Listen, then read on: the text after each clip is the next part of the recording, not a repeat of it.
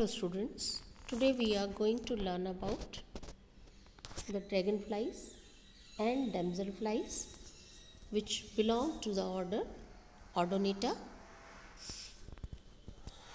The order Odonata includes some of the most ancient and beautiful insects that ever roamed earth, as well as some of the largest flying invertebrates ever to have lived.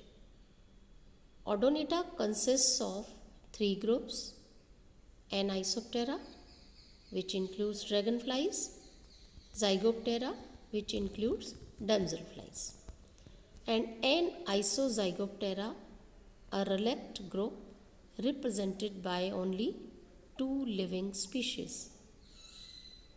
This order is very diverse, with about 5,000 species, and its members are easy to observe.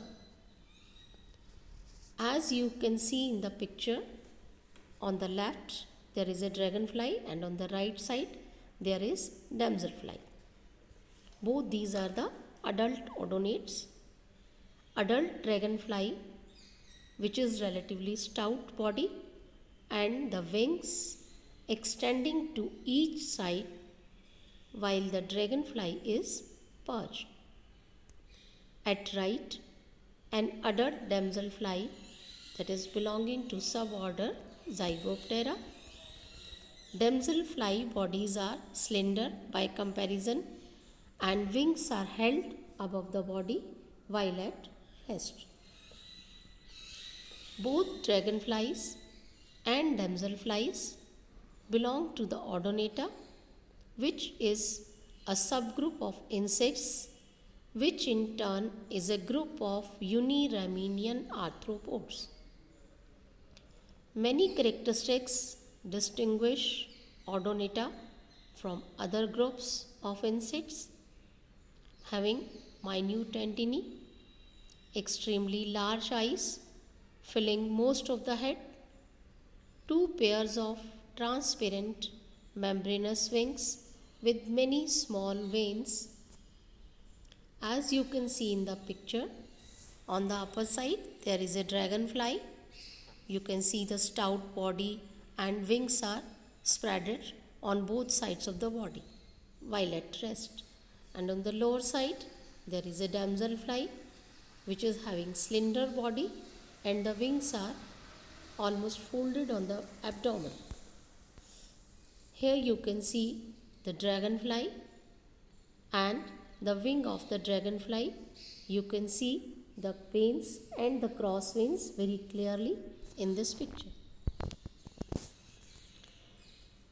The odonates are having a long slender abdomen, an aquatic larval stage, that is nymph, with posterior tracheal gills and a prehensile labium, extendable jaws underneath the head.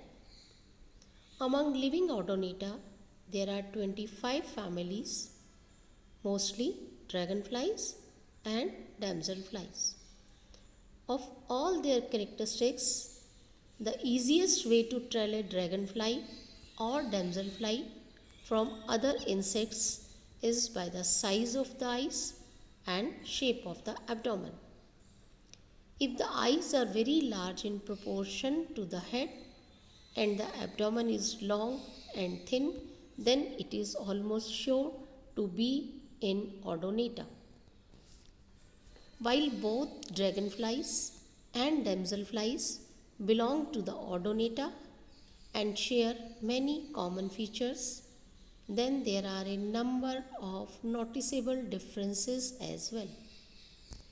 Even before hatching from the egg, differences in morphology of the egg distinguishes dragonflies, that is Anisoptera, from damselfly, that is Zygoptera.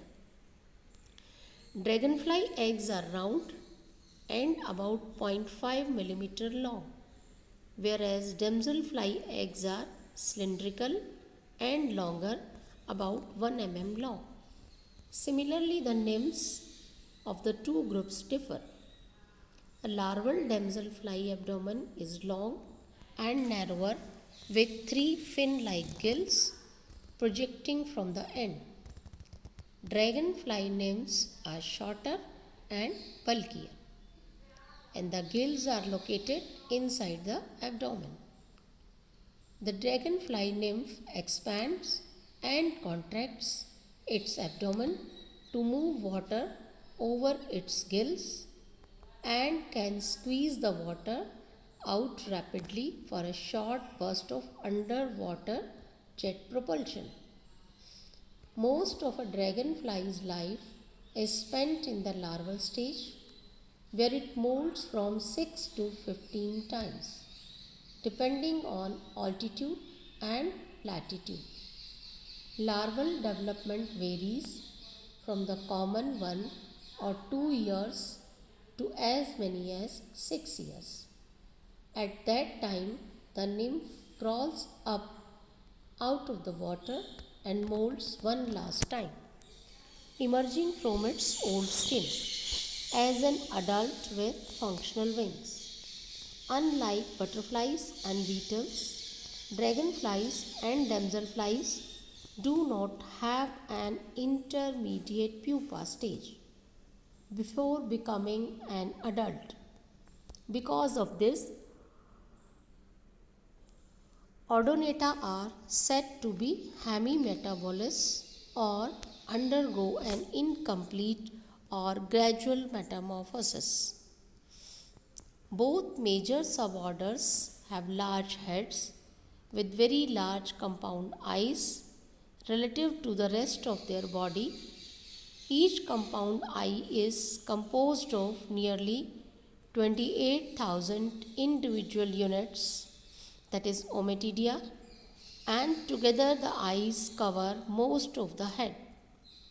More than 80% of their brain is devoted to analyzing visual information. By contrast, their antennae are tiny. Their mouths have been adapted for biting, making them efficient hunters. All Odonata have a prehensile labium which can be extended forward from underneath the head faster than most prey can react, making their bite fatal to prey. The 6 legs are located near the head and are seldom used for walking but are more useful in catching prey and perching on vegetation to rest or lay eggs. Both dragonflies and damselflies have 2 pairs of elongated membranous wings with a strong cross vein and many small veins that crisscross in the wings, adding strength and flexibility to the wings. This you have clearly seen in the picture which I have given in the starting. Both groups also have a characteristic nodus or notch in front edge of each wing. In dragonflies, the rear wings have a broader base and are larger than the front pair. Damselflies, by contrast, have front and hind wings similar in shape, and as a result, they fly slower than dragonflies do. Also, dragonflies do not have hinges, enabling them to fold their wings together when resting, though damselflies do. This feature of the wings is the key morphological feature distinguishing adult dragonflies from damselflies. Dragonflies can fly forward at about 100 body lengths per second and backwards at about 3 body lengths per second. They are also capable of hovering in the air for about a minute. Longer periods of stagnant flight would interfere with thermoregulation. Wings of male dragonflies are relatively longer and narrower than females in large species. Adult wingspans measure from 17 millimeters Agriocnemis to 20 centimeters as in Cerulatus. Most temperate zone species have wingspans of 5 to 8 centimeters and wings that are from 2 to 12 centimeters from front to back. Hope all of you have understood the differences between dragonflies and damselflies, that is suborder Anisoptera and Zygoptera. Thank you.